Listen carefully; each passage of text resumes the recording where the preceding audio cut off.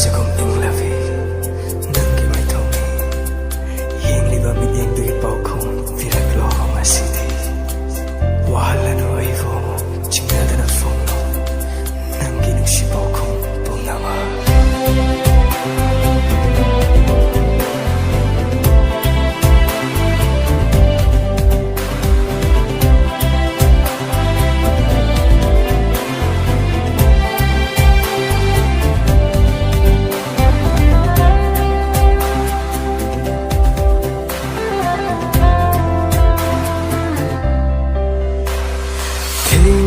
Ay hinggi acik pada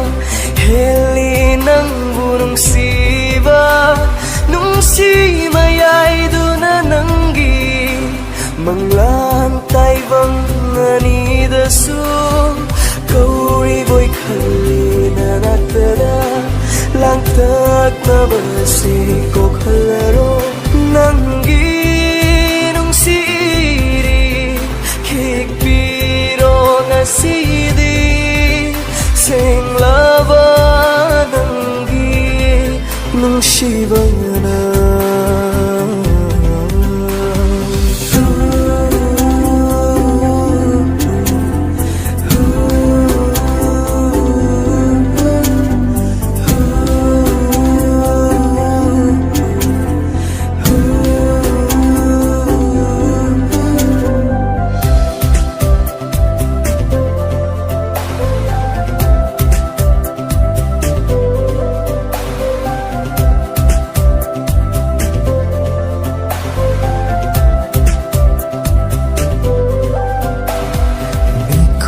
Kuding ng taning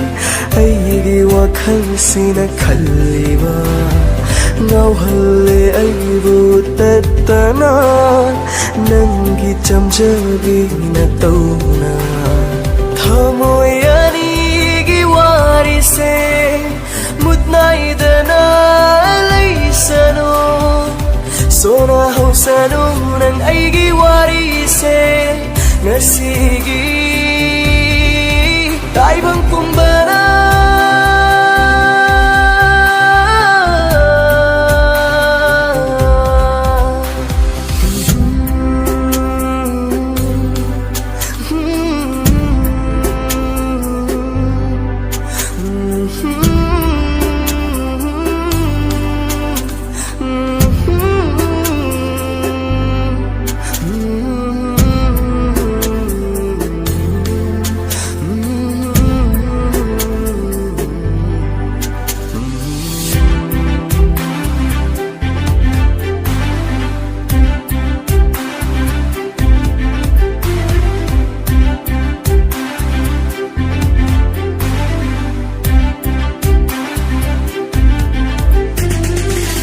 Sipiragi kanagi nagtay ng sibi ng tayini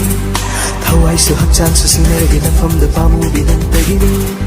Lay-play na sidi kong famchetle ng sibi na sanlangi Yag na ba kong gailak na rasu Chinjaw bumlik taniyay na Nang taginong siba na Ngaw halabat hamoy sibu Punsin biro nung sidi Kalabat hawina Kang sinada Sadu na layrano Tawayo'y binangbu Biro nang gitaway Hatjang pumba Ifamda